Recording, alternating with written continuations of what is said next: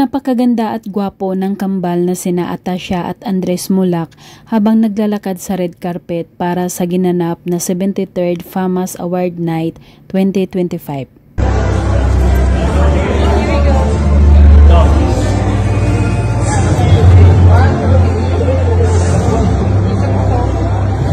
Nanalo sina Atasha at Andres bilang German Moreno Youth Achievement Award at unang nagbigay ng kanyang speech si Atasha Mulak bilang pasasalamat.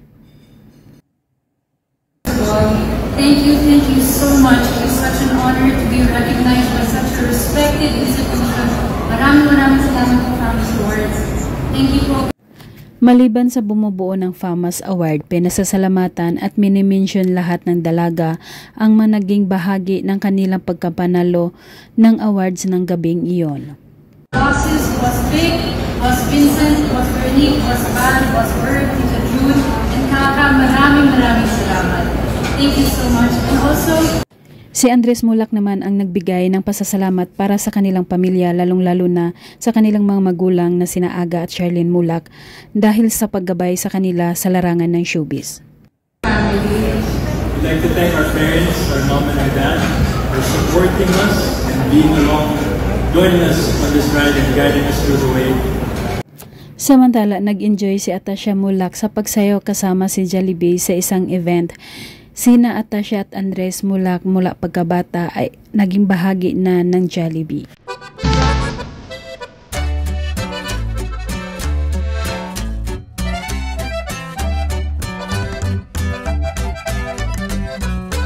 Pagkatapos ng kanilang sayaw, hawak-hawak ni na Jollibee at Atasha Mulak ang mga cup of drinks at nagpa-picture na magkasama at nakasuot din si Atasha ng white and red.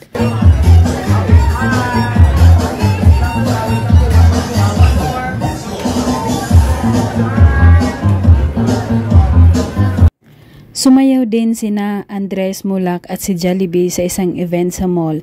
Pagkaakyat ni Andres, sinalubong na kaagad siya ni Jollibee na excited na makasayaw siya.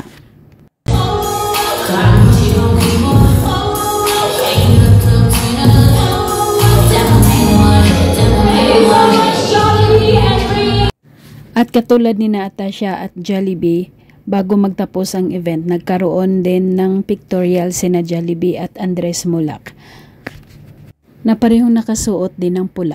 Of our favorite moment of the day. Thank you